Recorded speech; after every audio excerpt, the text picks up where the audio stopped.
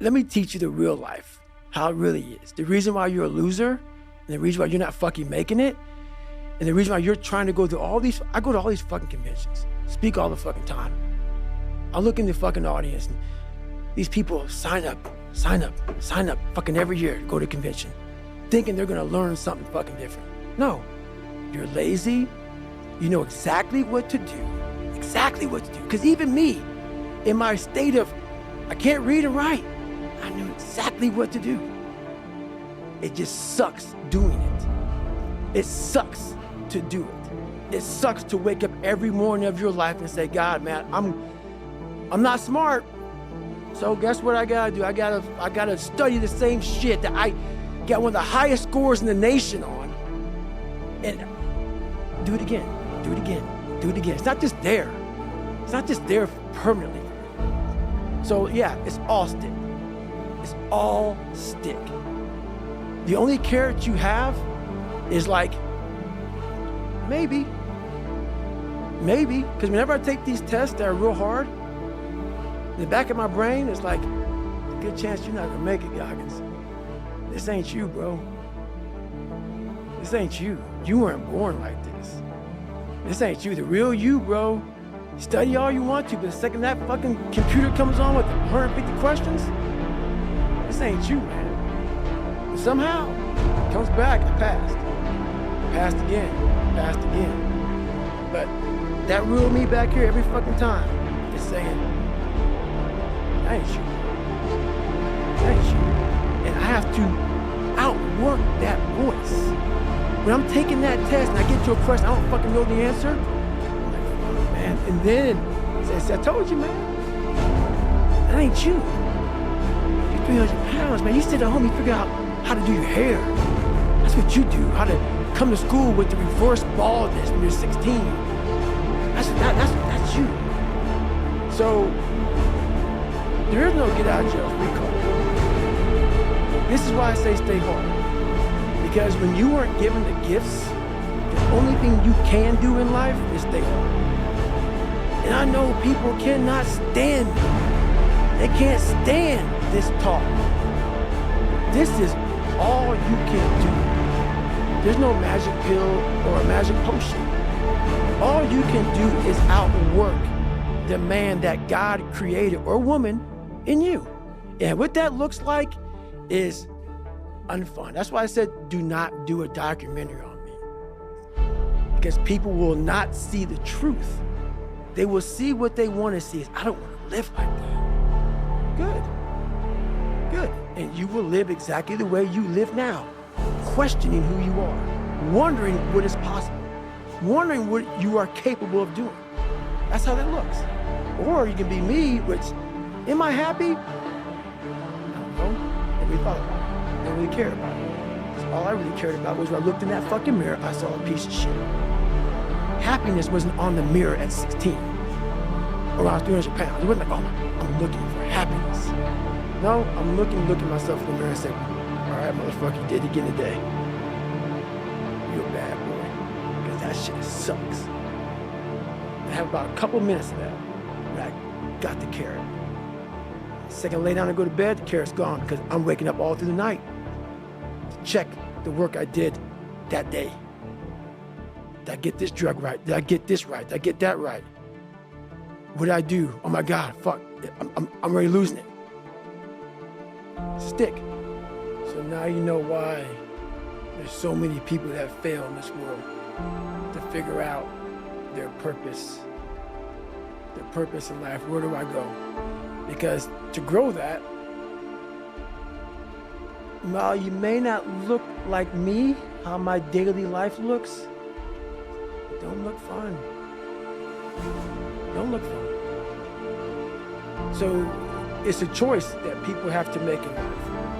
But what's so funny about it is even the richest of rich, who have everything, they always ask me this question. I feel like I'm missing something.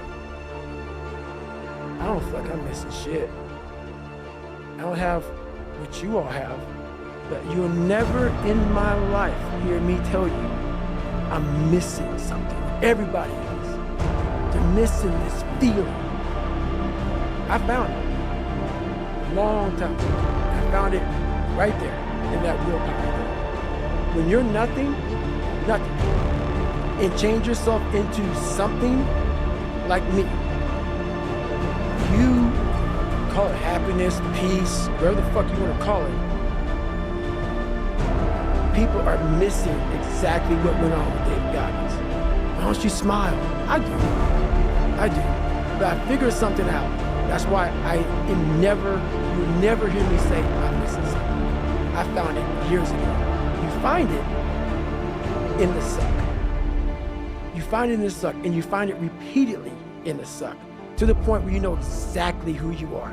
Most people are missing something because they don't know who they are. They never examine themselves. They've never done this experiment on themselves. The lab rat, we're all lab rats, but you're also the scientist. You create your own self. Most people are missing something because there's so much trapped in there. I don't even want to say potential. I think that's a word used out too much too. There's so much in you that God or wherever the hell you believe in, or if you're an atheist, in you, that you have not unlocked.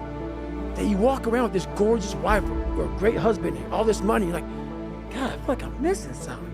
Yeah, because it's about 75% of you is still fucking in there. Still chained up because you just didn't want to find your willpower.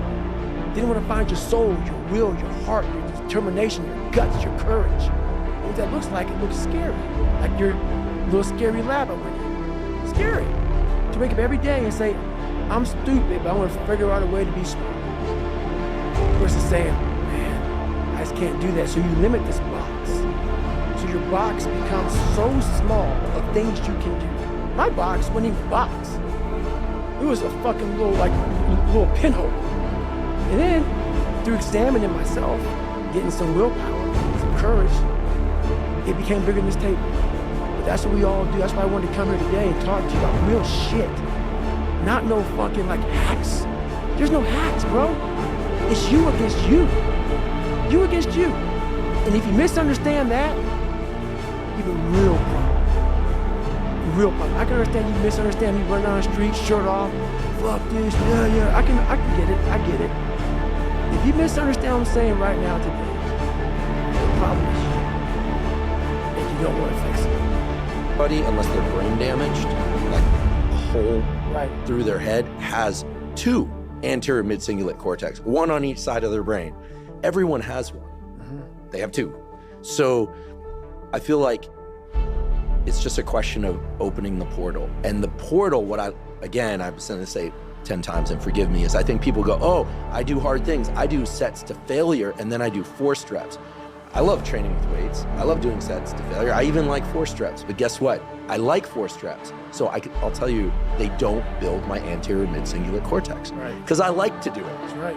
Anything you like to do is not going to enhance this aspect of willpower. Think about this. What we teach people is kindness to yourself.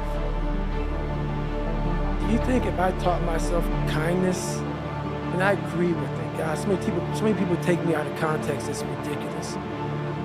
Take it however the fuck you want to take it. When I was 300 pounds, where do you think that conversation would have got me if I spoke kindness to myself? I'll tell you where it gets me. Right back to 7-Eleven, another box of mini chocolate donuts and a chocolate milkshake. That's the one voice. That's the one voice that most of us have that you're talking about. If you don't have a conversation in there, the other voice that you create that says, okay, how does this look? It looks very ugly. That kind conversation for me went away a long time ago, which is why the dialogue is now, which you see a lot of action, because most people have inaction, because there's one person talking. And that one person's always leading you down the same path, the path that makes you feel very comfortable and happy with yourself. The second you create the other voice, there's conflict, there's battles, there's wars, there's defeat. One thing I learned, I taught myself this, and people go, I don't understand what you're saying. I'm gonna try to break it down real quick. I didn't teach myself victory first. I taught myself failure. I taught myself how to fail. That's so depressing, is it? When you're 300 pounds and you can't read and write and you're fucked up, you know how many times you're gonna fucking fail on that process? So if you don't know how to fail, there's no failure. I never talked about that. Because I knew the path to winning was gonna be years of failing first. So I taught myself how to fail properly. I don't teach you how to fucking fail. But if you're going out for insurmountable fucking odds that make absolutely no fucking sense, a black kid that can't swim, 300 pounds, gonna be a Navy SEAL. Okay. You better teach yourself how to fail first. Because if you sit in failure for too long, you will never come out of it. So the first part of my success was learning how to fail properly. And then eventually, I started getting a few victories. But that's what people don't get. When you have buried yourself in such a deep fucking hole, you better first talk about the failures you're gonna have first. And that's when that other voice comes up. It tells you we gotta do something. It also tells you, boy, I'm not gonna lie to you, Goggins. You're in for a fucking climb, bro. You're gonna get your ass handed to you, made fun of, the outside noise, the inside noise. Both voices are gonna be fucking telling you to go fuck yourself. You are in for hell, bro. That's the real me, man. That's the real me. That's why I'm not ashamed. I don't hide. I used to hide. I don't hide anymore. He's exactly right. I don't know all the fucking science behind shit. I know what I know. That's why I'm listening to it. I don't listen to shit. I think most people are full of shit. Because I know the deep, dark secrets of those fucking companies. It's like, and every day I'm talking to them, every day I'm cleaning them. I'm cleaning them and I'm talking to the same demons that came out of those fucking companies as I'm cleaning them. Sometimes they go right back in them. It's not easy. And this is why most of us why I am misunderstood. Because what comes out of those cabinets that I'm cleaning, sometimes they see on Instagram. Sometimes they'll see it in the pocket. Sometimes they see in this one. I turn people off. Open up your own cabinets. And then go talk about it. Let me see how pretty it is. Let me see how pretty you sound. Let me see how put together it works. I bet you a fuck when a motherfucker comes out, because for you to go back in there again to clean the same fucking cabinet that a demon came out of, take some big balls, bro. Do it every day of your life. To go back in there and spring clean every day. Not once a fucking year. Once every decade. Every day you know it gets dusty. And every day you don't start with the victories. You don't go, oh, this is nice. Look at my I love me wall. Let me clean up this little dusty. No, I go right for the things that are gonna keep me buried. I go right there first, because if I don't clean those out first, the day doesn't start. So what he's saying to me is truth. And like I told you many times a day, I can never figure out how to explain this shit to people, because I'm not neuro nothing. I'm just a guy that said, okay, we gotta start in the dungeon and we gotta stay here for the rest of our lives. For you to become successful, the dungeon is a place that has to be clean. And it's the scariest place to be. That's why I'm misunderstood, because I'm speaking from the dungeon. That's why I am successful, because I go there every damn day. And that is the truth, what he says. It's the exact truth. Those cabinets are fucking dusty, dirty, and scary as shit. Broken glass, fucking dark, spiders, cobwebs, but most of all, your biggest fears. The biggest things that put you in the fucked up place you are today are in there. That's why we all like to keep them shut, even like to lock them up, act like they never happened. That's why you never grow. You never improve. You never have real conversations like we're having right now. Never. Never. Oh, no. Let's not go there. I talk to so many people who tell me that. Let's talk about this. Because they'll tell me that they can only say it once. And they'll say it in passing. They won't get deep in the weeds with it. Like, you can't just clean it. Motherfucker, you gotta spit shine that motherfucker. You gotta relive it. Every fucking detail of it. You can't be like, oh yeah, my dad beat me. It is what it is. Hey, it is what it is, motherfucker. It's killing you. It's taking over your whole fucking life. But that's the conversation. Yeah, my dad beat me. But I'm fine now, though. I'm good. Okay? All right. You're fine. This is real talk. You know that. So your boy's right. 100% right. Scary as shit. It's scary as shit.